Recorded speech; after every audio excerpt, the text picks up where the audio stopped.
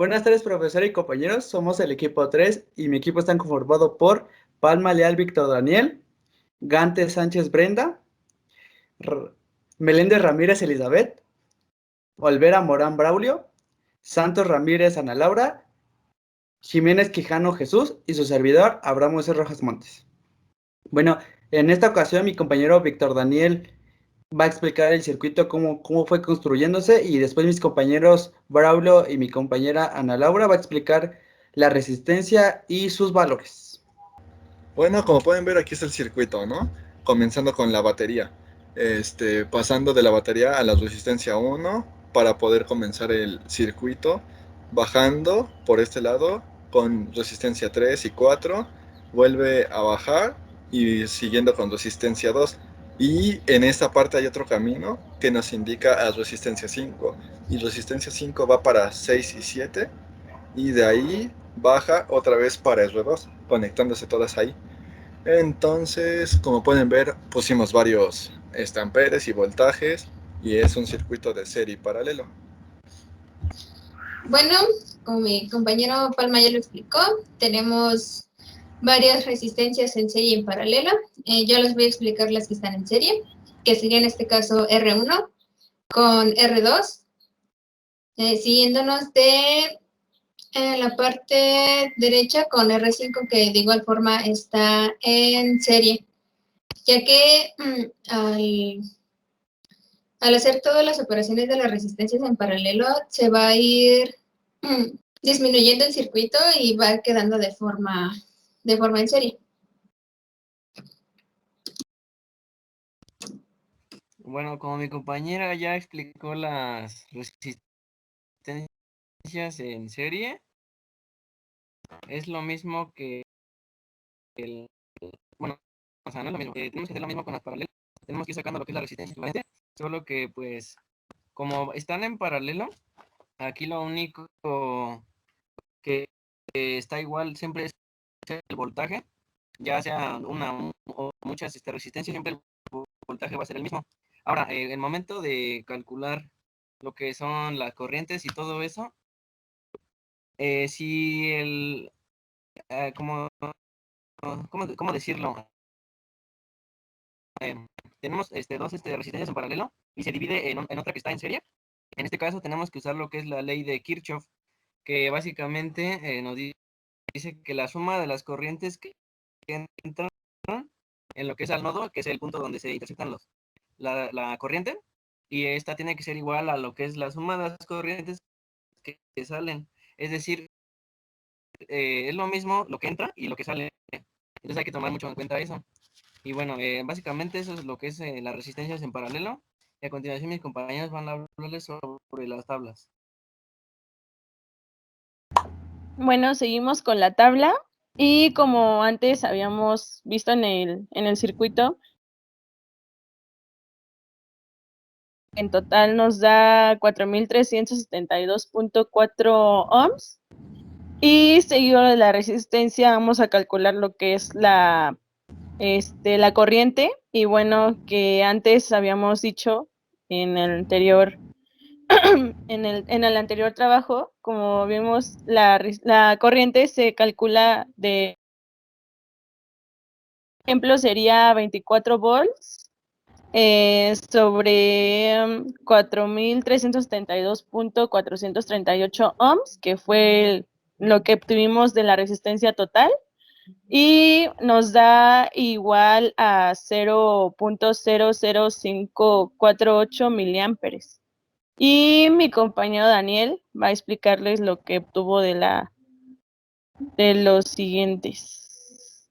Bueno, como pueden ver, en la corriente 1 está igual a y total. ¿Qué esto qué quiere decir? Pues como en la tabla, esas son las únicas dos resistencias ¿cómo se puede decir? Que no cambian nunca en el circuito cuando se va, ¿cómo se dice? Reduciendo, perdón. Cuando se va reduciendo, esos nunca se van a cambiar. Lo único que se va modificando en la tabla es esta parte nada más. Entonces, ya aclarando esa parte, no se necesita hacer ningún cálculo, ya que eso nos los va a estar dando el propio circuito, vaya. Entonces, bueno, ya mi compañera Brenda nos va a seguir diciendo de la resistencia 3 a la corriente 7, perdón. Como antes, bueno, como ahorita nos acaba de explicar mi compañero Daniel, y como antes yo se lo estaba diciendo, pues efectivamente seguimos con los otros cálculos, y pues vemos que en el 1.3 es 3.6901 volts sobre 767.441860 ohms, que nos da 1.8 amperes. Y así le seguimos con las siguientes. Y ya en la última, como podemos ver, nos dio 28.2511 volts sobre 1000 ohms,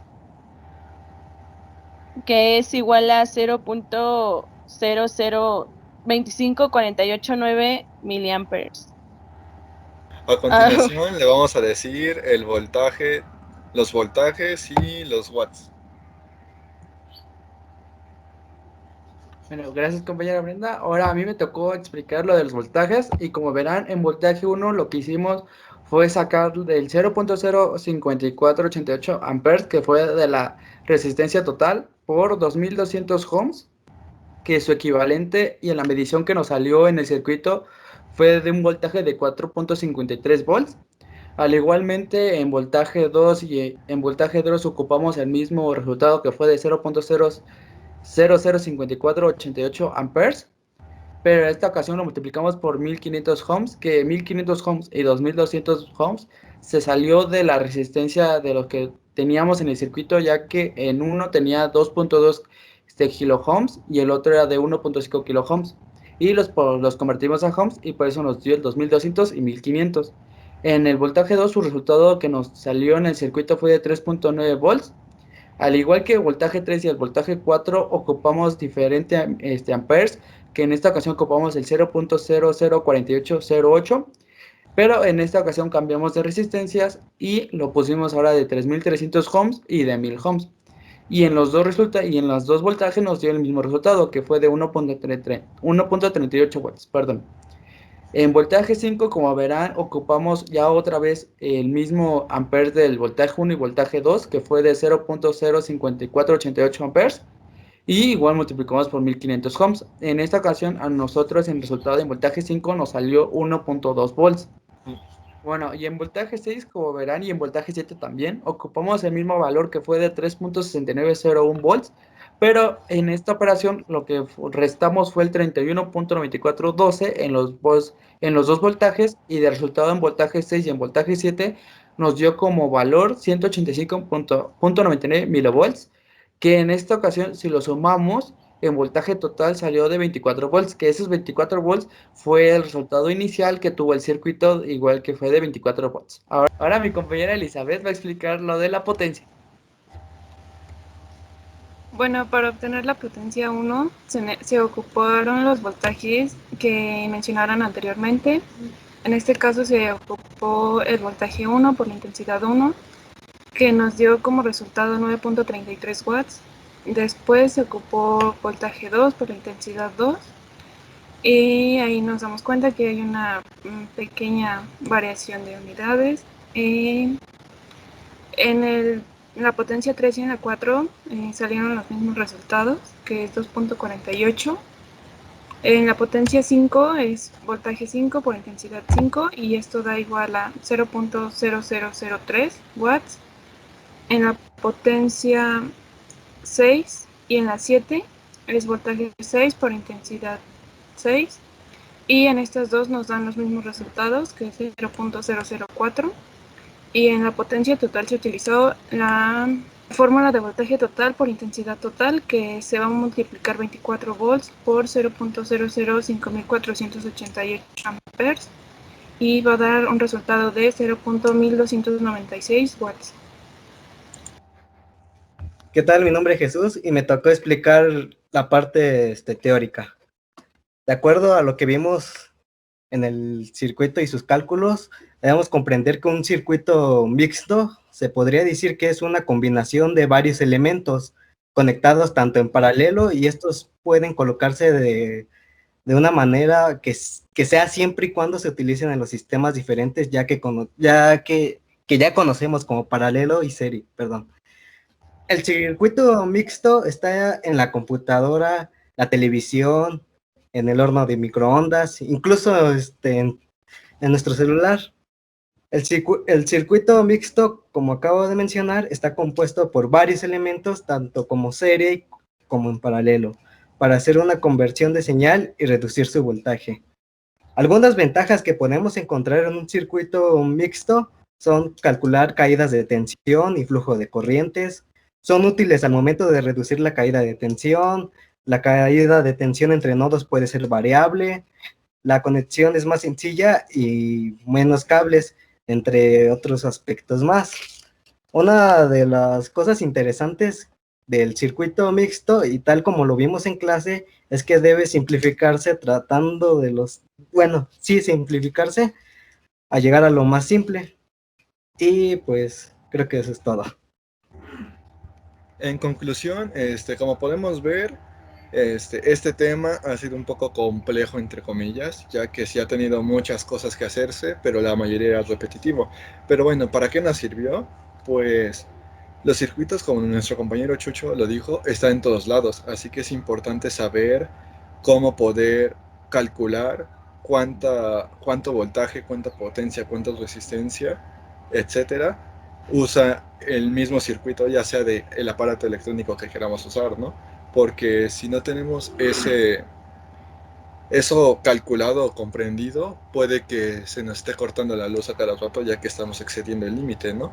Ahora, por ejemplo, en el caso de los circuitos, y resumirlo, eso nos sirve precisamente para que sea más específico al final de resumirlo y poder sacar con ese la cantidad total que se está utilizando, de energía, de resistencia, de voltaje, etcétera, ¿no? Por así decirlo. Entonces, básicamente, resumiendo esa parte, para eso nos sirve, para poder calcular con exactitud y lo más resumido posible la resistencia el circuito, perdón. Y ya, muchas gracias por su atención. Bueno, esto fue en resumen todo lo que nos tuvo que explicar del circuito. Espero les haya gustado y hasta la próxima.